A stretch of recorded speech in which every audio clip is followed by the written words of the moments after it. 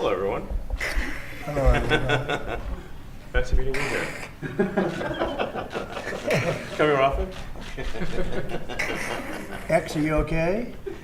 This is X, and he's a great guy, high IQ. He's a high IQ individual. Yeah, he's got this. Check out this cool chain he's got. So thank you very much. We had a busy day today. The king just left, and we've had a great discussion, terrific discussion concerning Gaza and everything else. We had discussions also about Saturday at 12 o'clock. It's going to be a big moment. We'll see what happens. I don't expect much happening with these people, but we'll see what happens. And we're going to be signing a very important deal today. It's Doge, and I'm going to ask Elon to tell you a little bit about it and some of the things that we found, which are shocking. Billions and billions of dollars in waste, fraud, and abuse. And I think it's very important. And that's one of the reasons I got elected. I said, we're going to do that. Nobody had any idea it was that bad, that sick, and that corrupt. And it seems hard to believe that judges want to try and stop us from looking for corruption, especially when we found hundreds of millions of dollars worth, much more than that, in just a short period of time. And we want to weed out the corruption. And it seems hard to believe that a judge could say, we don't want you to do that. Well, so maybe we have to look at the judges, because that's a very serious, I think it's a very serious violation. I'll ask Elon Musk to say a few words, and we'll take some questions. Elon, go ahead. Sure. So the at a high level, you say, what is the goal of Doge, and I think a significant part of this of presidency is to restore democracy. This may seem like, well, aren't we in a democracy? Well, if you don't have a feedback loop, okay, we'd have to, if you sorry. Tell you, gravitas can be difficult sometimes. If there's not a good feedback loop from the people to the government, and if you have rule of the bureaucrat, or if the bureaucracy is in charge, and then what meaning does democracy actually have? If the people cannot vote and have their will be decided by their elected representatives in the form of the president and the Senate and the House, then we don't live in a democracy. We live in a bureaucracy. So it's incredibly important that we close that feedback loop, we fix that feedback loop, and that the public's elected representatives, the president, the House, and the Senate, decide what happens, as opposed to a large unelected bureaucracy. This is not to say that there are good people who are in the federal bureaucracy, but you can't have an autonomous federal bureaucracy. You have to have one that is responsive to the people. That's the whole point of a democracy. And if you looked at this, if you looked at the founders today and said, what do you think of the way things have turned out? Well, we have this unelected, fourth unconstitutional branch of government, which is the bureaucracy, which has, in a lot of ways, currently more power than any elected representative. And this is not something that people want, and it does not match the will of the people. So it's just something we've got to fix. And then we've also got to address the deficit. So we've got a $2 trillion deficit, and if we don't do something about this deficit, the country's going bankrupt. I mean, it's really astounding that the interest payments alone on the national debt exceed the Defense Department budget, which is shocking, because we spend a lot of money on defense. But if that just keeps going, we're essentially going to bankrupt the country. So what I really would say is, like, it's not optional for us to reduce the federal expenses. It's essential. It's essential for America to remain solvent as a country, and it's essential for America to have the resources necessary to provide things to its citizens and not simply be servicing vast amounts of debt. And also, could you mention some of the things that your team has found, some of the crazy numbers, including the woman that walked away with about 30 million, right, et cetera? Well, we do find it sort of rather odd that there are quite a few people in the bureaucracy who have ostensibly a salary of a few $100,000, but somehow manage to accrue tens of millions of dollars in net worth while they are in that position, which is, what happened to USAID. We're just curious as to where it came from. Maybe they're very good at investing, in which case we should take their investment advice, perhaps. But there seems to be mysteriously they get wealthy. We don't know why. Where does it come from? And I think the reality is that they're getting wealthy at the taxpayer expense. That's the honest truth of it. So, we're looking at, say,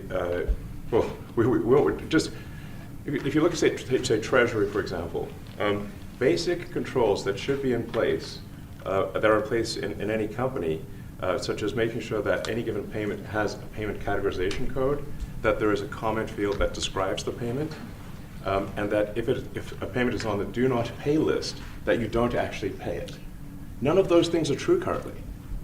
So the reason that departments can't pass audits is because the payments don't have a categorization code. It's like just a massive number of blank checks just flying out the building. So you can't reconcile blank checks. You've got comment fields that are also blank, so you don't know why the payment was made. And then we've got this truly absurd, a do not pay list, which can take up to a year for an organization to get on a do not pay list. And this, we're talking about terrorist organizations, we're talking about known fraudsters, known aspects of waste, known things that do not match any congressional appropriation, can take up to a year to get on the list, and even once on the list is not used. It's mind-blowing. So what we're talking about here, we're really just talking about adding common sense controls that should be present, that haven't been present. So you say, like, well, how could such a thing arise? That seems crazy. When you understand that really everything is geared towards complaint minimization, so then you understand the motivations. So if people receive money, they don't complain, obviously. But if people don't receive money, they do complain. And the fraudsters complain the loudest and the fastest. So then when you understand that, then it makes sense. Oh, that's why everything they approve all the payments at Treasury. Because if you approve all the payments, you don't get complaints. But now we're saying that, no, actually, we are going to complain. If money is spent badly, if your taxpayer dollars are not spent in a sensible and frugal manner, then that's not okay. Your tax dollars need to be spent wisely on things that matter to the people. I mean, these things, it's just common sense. It's not draconian or radical, I think. It's really just saying, let's look at each of the expenditures and say, is this actually in the best interest of the people? And if it is, it's approved. If it's not, we should think about it. So, there's crazy things like just cursory examination of Social Security, and we've got people in there that are 150 years old. Now, do you know anyone who's 150? I don't. Okay. They should be on the Guinness Book of World Records. They're missing out. So, that's a case where, I think they're probably dead. It's my guess. Or they should be very famous, one of the two. And then there's a whole bunch of Social Security payments where there's no identifying information. Well, why is there no identifying information? Obviously, we want to make sure that people who deserve to receive Social Security do receive it, and that they receive it quickly and accurately. I'll tell you another crazy thing. So, one of the things is we are trying to sort of right-size the federal bureaucracy, just make sure that this. Obviously, there need to be a lot of people working for the federal government, but not as many as currently. So we're saying, let's, if people can retire, with full benefits and everything, that would be good. They can retire, get their retirement payments, everything. And then we were told, this is actually, I think, a great anecdote, because we're told, no, the most number of people that could retire possibly in a month is 10,000. We're like, well, why is that? Well, because all the retirement paperwork is manual on paper. It's manually calculated, then written down on a piece of paper. Then it goes down a mine. And what do you mean a mine? There's a limestone mine where we store all the retirement paperwork. And you look at a picture of this mine. We'll post some pictures afterwards. And this mine looks like something out of the 50s because it was started in 1955. So it looks like it's like a time warp. And then the speed, the limiting factor is the speed at which the mine shaft elevator can move determines how many people can retire from the federal government. And the elevator breaks down and then, sometimes, and then nobody can retire. Doesn't that sound crazy? There's like 1,000 people that work on this. So I think if we take those people and say, like, you know what, instead of working in a mine shaft and carrying manila envelopes to, boxes in a mine shaft, you could do practically anything else, and you would add to the goods and services of the United States in a more useful way. So anyway, so I think that's an example. At a high level, if you say, like, how do we increase prosperity? Is we get people to shift from roles that are low to negative productivity to high productivity roles, and so increase the total output of goods and services, which means that there's a higher standard of living available for everyone. That's the actual goal. Everyone's very quiet. Your detractors, Mr. Musk, I have to what? including a lot of Democrats. I have detractors? You do, sir. I don't believe it. Say that you're orchestrating a hostile takeover of government and doing it in a non-transparent way. What's your response to that criticism? Well, first of all, you couldn't ask for a stronger mandate from the public. The public voted. We have a majority of the public voting for President Trump. Won the House, won the Senate. The people voted for major government reform. There should be no doubt about that. That was on the campaign. The president spoke about that at every rally. The people voted for major government reform, and that's what the people are going to get. They're going to get what they voted for. And a lot of times, people that don't get what they voted for, but in this presidency, they are going to get what they voted for. And that's what democracy is all about. Mr. Musk, the White House says that you will identify and excuse yourself from any conflicts of interest that you may have. Does that mean that you are, in effect, policing yourself? What are the checks and balances that are in place to ensure that there is accountability and transparency? Well, we actually are trying to be as transparent as possible. In fact, we post our actions to the Doge handle on X and to the Doge website. So all of our actions are maximally transparent. In fact, I don't think there's been, I don't know of a case where an organization has been more transparent than the Doge organization. So the kind of things we're doing are, I think, very, very simple and basic. They're not, what I mentioned, for example, about Treasury, just making sure that payments that go out, taxpayer money that goes out, is categorized correctly, that the payment is explained, that organizations on the do not pay list, which takes a lot to get there, that actually are not paid, which currently they are paid. These are not individual judgment decisions. These are about simply having sensible checks and balances in the system itself to ensure that taxpayer money is spent well. So it's got nothing to do with, like, say, a contract with some company of mine at all. But if there is a conflict of interest when it comes to you yourself, for instance, you've received billions of dollars in federal contracts, when it comes to the Pentagon, for instance, which the president, I know, has directed you to look into. Yeah. Are you policing yourself in that? Is there any sort of accountability check and balance in place that would provide any transparency for the American people? Well, all of our actions are fully public. So if you see anything, you say, like, wait a second, hey, Elon, that seems like maybe that's, that there's a conflict there. It's not like people are going to be shy about saying that. They'll say it immediately. Including you yourself? Yes. But transparency is what builds trust, not simply somebody asserting trust. So not somebody saying they're trustworthy, but transparency, so you can see everything that's going on. And then you can see, am I doing something that benefits one of my companies or not? It's totally obvious.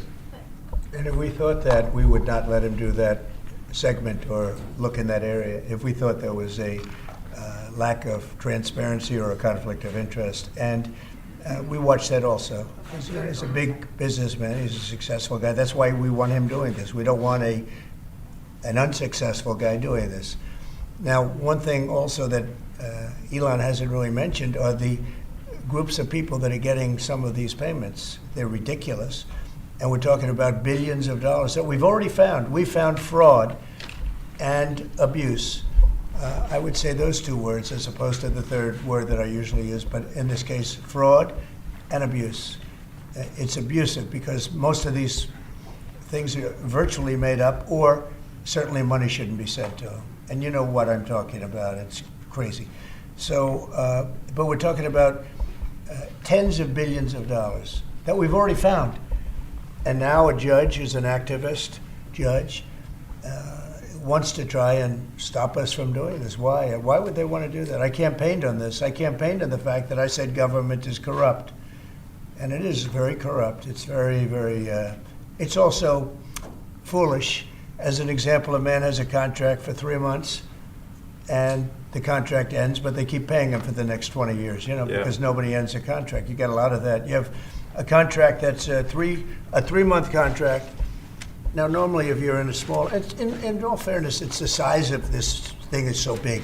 Yeah. But if you have a contract and you're in a regular business, you end the contract in 3 months. It's a consultant. Here's a contract for 3 months, but it goes on for 20 years. And the guy doesn't say that he got money for 20 years, They don't say it. They just keep getting checks month after month. And you have various things like that, and even much worse than that, actually, much worse. And I guess you call that incompetence, maybe. Yeah. It could be corruption. It could be deals made on both sides, where the guy gets the money, he kicks. I think there's a lot of kickback here. I see a lot of kickback here. There's a lot of kickbacks. A tremendous kickback, because nobody could be so stupid to give out some of these contracts. Yes. So he has to get a kickback. So that's what I got elected for, that and borders and military and a lot of things, but this is a big part of it. And I hope that the court system is going to allow us to do what we have to do. We got elected to among other things, find all of this fraud, abuse, all of this horrible stuff going on. And we've already found billions of dollars, not like a little bit, billions, many billions of dollars. And when you get down to it, it's going to be probably close to $1 trillion. It could be close to $1 trillion that we're going to find. That will have quite an impact on the budget. Yes. And you'll go to a judge where they handpick a judge, and he has certain leanings. I'm not knocking anybody for that, but he has certain leanings. And he wants us to stop looking. How do you stop looking? I mean, we've already found it. We have a case in New York where a hotel has paid $59 million, $59 million because it's housing migrants, illegal migrants, all illegal, I believe. And they were being paid twice the normal room rate at 100% occupancy. Unbelievable. So it's a racket. Mr. Musk, can I ask a question? Well, if I may sort of just going for the President's comments, at a high level, say, well, what are the two ingredients that are really necessary in order to cut the budget deficit in half from $2 trillion to $1 trillion? And it's really two things: competence and caring. And if you add competence and caring, you'll cut the budget deficit in half. And I fully expect to be scrutinized and get a daily proctology exam, basically. Might as well just camp out there. So it's not like I think I can get away with something. I'll be scrutinized nonstop. But with support of the President, we can cut the budget deficit in half from $2 trillion to $1 trillion, and then with deregulation, because there's a lot of sort of regulations that don't ultimately serve the public good. We need to free the builders of America to build, and if we do that, that means I think we can get the economic growth to be maybe 3-4%, maybe 5%, and that means if you can get $1 trillion of economic growth and you cut the budget deficit by $1 trillion. Between now and next year, there is no inflation. There's no inflation in 26. And if the government is not borrowing as much, it means that interest costs decline. So everyone's the mortgage, their car payment, their credit card bills, anything, their student debt, the monthly payments drop. That's a fantastic scenario for the average American. I mean, imagine they're going down the grocery aisle and the prices from one year to the next are the same, and their mortgage, all their debt payments dropped. How great is that for the average American? We had That's no already- idea. We had no idea we were going to find this much, and it's open. It's not like complicated. It's not that simple stuff. complicated. It's just a lot of work. You Yeah. can't believe it. A lot of work, a lot of smart people involved. Very, very smart people. But you're talking about anywhere, maybe 500 billion. It's crazy the kind of numbers you're It is really talking crazy. about. You know, normally when you're looking at something, you'll find you're looking for 1 out of 100. Here, you're almost reversing it. You look for one that's good, Yeah. and you can look at the title, and you say, why are we doing this? Why are we doing that? And the public gets it. You know, the public gets it. You've seen the polls. The public is saying, why are we paying all this money? This for years, this has gone on. Mr. Musk, President you Trump, said on- the Senate- Yeah, go ahead. Wait, go ahead. Senator Rand Paul today said that Doge cuts will ultimately need a vote in Congress. Do you agree with that? Is that the plan? I really don't know. I know this. We're finding tremendous fraud and tremendous abuse. If I need a vote of Congress to find fraud and abuse, it's fine with me. I think we'll get the vote, although there'll be some people that wouldn't vote. And how could a judge want to hold us back from finding all of this fraud and finding all of this incompetence? Why would that happen? Why would even Congress want to do that? Now, Congress, if we do need a vote, I think we'd get a very easy vote because we have a track record now. We've already found billions of dollars of abuse, incompetence, and corruption. A lot of corruption. If a judge does block one of your policies, part of your agenda, will you abide by that ruling? Will you Well, comply I with that always order? abide by the courts, and then I'll have to appeal it. But then what he's done is he's slowed down the momentum. And it gives crooked people more time to cover up the books. You know, if a person's crooked and they get caught, other people see that, and all of a sudden it becomes harder later on. So, Yeah. the answer is I always abide by the courts, always abide by them, and will appeal. On to the But buying. appeals take a long time, and I would Yeah. hope that a judge, if you go into a judge and you show him, here's a corrupt situation, we have a check to be sent, but we found it to be corrupt. Do you want us to send this Yeah, corrupt check to a exactly. person, or do you want us not to give it and give it back to the taxpayer? I would hope a judge would say, don't send it, give it back to the taxpayer. Yeah, if I can add to that, what we're finding is that a bunch of the fraud is not even going to Americans. So I think we can all agree that if there's going to be fraud, it should at least go to Americans. But a bunch of the fraud rings that are operating in the United States and taking advantage of the federal government, especially in the entitlements programs, are actually foreign fraud rings. They're operating in other countries and actually exporting money to other countries. We should stop that. Mr. Musk, you And said, this is big numbers. Talking about $100 to $200 billion a year. Sure. Serious money. Mr. Musk, you said on X Yeah. that an example of the fraud that you have cited was $50 million of condoms was sent to Gaza. But after fact check this, apparently Gaza in Mozambique, and the program was to protect them against HIV. So can you correct the statements? It wasn't sent to Hamas actually.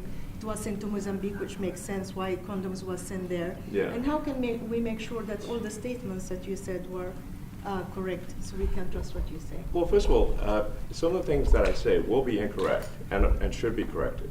So nobody's going to bat 1,000. I mean, we will make mistakes, but we'll act quickly to correct any mistakes. I'm not sure we should be sending $50 million worth of condoms to anywhere, frankly. I'm not sure that's something Americans would be really excited about. And that is really an enormous number of condoms, if you think about it. If it went to Mozambique instead of Gaza, I'm like, okay, that's not as bad, but still, why are we doing that? Mr. Musk, can you talk a little bit about how closely you're working with agency heads as you're directing these cuts? Do they have how much input do agency heads have when you're making these decisions? Yeah, we work closely with the agency heads, there are sort of checks in place. So it's not just us just going in and doing things willy-nilly. It's in partnership with the agency heads, and I check frequently with the president to make sure that this is what the president wants to have happen. So we talk almost every day, and I double check things to make sure, is this something, Mr. President, you want us to do this? Then we'll do it. USAID has been one of your main targets.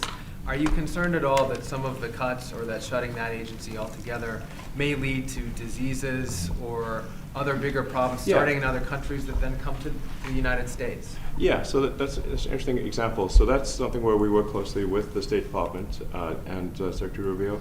And we have, for example, turned on funding for Ebola prevention and for HIV prevention. You left that, you said? Yes, correct. And we are moving fast, so we will make mistakes, but we'll also fix the mistakes very quickly. Do you see it as a worthy cause, USAID? I think that there's some worthy things, but overall, if you say what was the bang for the buck, I would say it was not very good. And there was far too much of what USAID was doing was influencing elections in ways that I think were dubious and do not stand the light of day. I just have to follow up to the Pentagon contracts. If you have received billions of dollars in contracts from the Pentagon, and the president's directing you to look into the Department of Defense, is that a conflict of interest? Are going to do at the president's request. Does that present a conflict of interest for you? No, because you'd have to look at the individual contract and say, first of all, I'm not the one, filing the contract. It's people at SpaceX or something. People will be fighting for the contract. And I'd like to say, if you see any contract where where it was awarded to SpaceX and it wasn't by far the best value for money for the taxpayer, let me know, because every one of them was. The president said the other day that you might look at treasuries. Could you explain that a little bit? What kind of fraud, and that question goes to both of you, what kind of fraud are you expecting to see or do you see right now in U.S. treasuries? Yeah, I think you mean the Treasury Department as opposed to Treasury bills. Or you also referenced treasuries on Air Force Yeah, One the other night. go ahead. well, as I mentioned earlier, really the first order of business is to make sure we're actually collecting. Sorry for this. I thought my son might enjoy this, but he's sticking his fingers in my ears and stuff. So it's a bit hard to hear sometimes. Hey, stop that.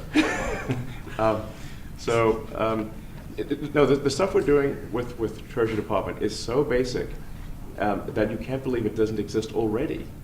So for example, like I mentioned, just making sure that when a payment goes out, it has to have a payment categorization code. It's like, what type of payment is this? You can't just leave the field blank. Currently, many payments, the field is left blank. And you have to describe what's the payment for, some basic rationalization. That also is left blank. So this is why, the Pentagon, when's the last time the Pentagon passed an audit? I mean, a decade ago, maybe? I don't know, ever? Really? And we want to just, in order to actually pass audits, you have to have financial information that allows you to trace the payments. And once in a while, the Treasury has to pause payments if it thinks the payment is going to a fraudulent organization. If a company or an organization is on a do not pay list, we should not pay it. I'm sure you would agree. Like, if it's quite hard to get on that payment, the do not pay list, it means that this is someone that is like dead people, terrorists, known fraudsters, that kind of thing. We should not pay them. But currently we do, which is crazy. We should stop that. Many transactions. And by the way, hundreds, thousands of transactions like that. We have a big team. And for the sake of the country, I hope that the person that's in charge and the other people that report to me that are in charge are allowed to do the right thing, namely make sure everything's honest, legitimate, and competent.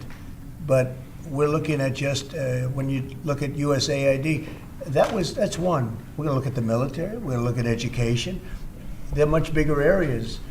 But the USAID is really corrupt. I'll tell you, it's corrupt. It's incompetent, and it's really corrupt. And I can't imagine a judge saying, well, it may be corrupt, but you don't have the right. You got elected to look over the country and to, as we say, make America great again, but you don't have the right to go and look and see whether or not things are right that they're paying or that things are honest that they're paying. And nobody can even believe this. Other people, law professors, they've been saying, how can you take that person's right away? You're supposed to be running the country, but we're not allowed to look at who they're paying it to and what they're paying. We have massive amounts of fraud that we caught. I think we probably caught way over a lot of billions of dollars already in, 2 weeks? Yes. And it's going to go to numbers that you're not going to believe. And much, as I said, much is incompetence and much is dishonesty. We have to catch it. And the only way we're going to catch it is to look for it. And if a judge is going to say you're not allowed to look for it, that's pretty sad for our country. I don't understand how it could even work. On the buyout program, can you personally guarantee that Which one? the buyout program, the offer to federal workers, Can you personally guarantee that the workers who opt in to resign now will be paid through Well, September? they'll get their money, but they're getting a good deal. They're getting a big buyout. And what we're trying to do is reduce government. We have too many people. We have office space. It's occupied by 4%. Nobody's showing up to work because they were told not to.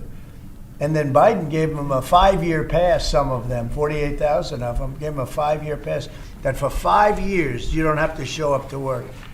And let me tell you, this is largely, much of this stuff is because of Biden. It's his fault. He allowed this country, what he did on our border.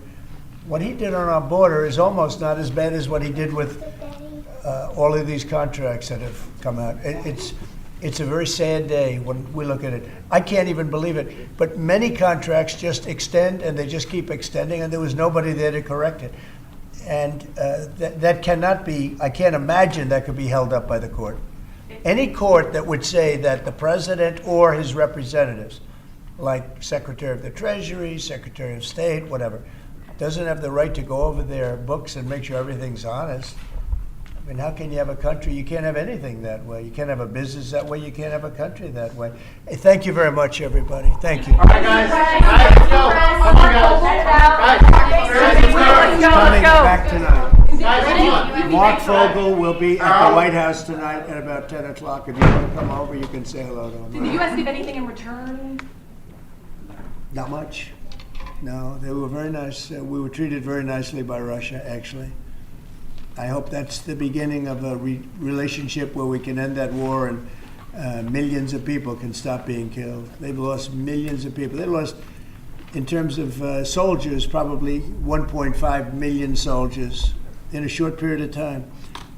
We got to stop that war. And I'm interested primarily from the standpoint of death. We're losing all those soldiers. And they're not American soldiers, they're Ukrainian and Russian soldiers. But you're probably talking about 1.5 million. I think we got to bring that one to an end. Okay? Thank you. All right, Thank guys. you. Thank you, Brett.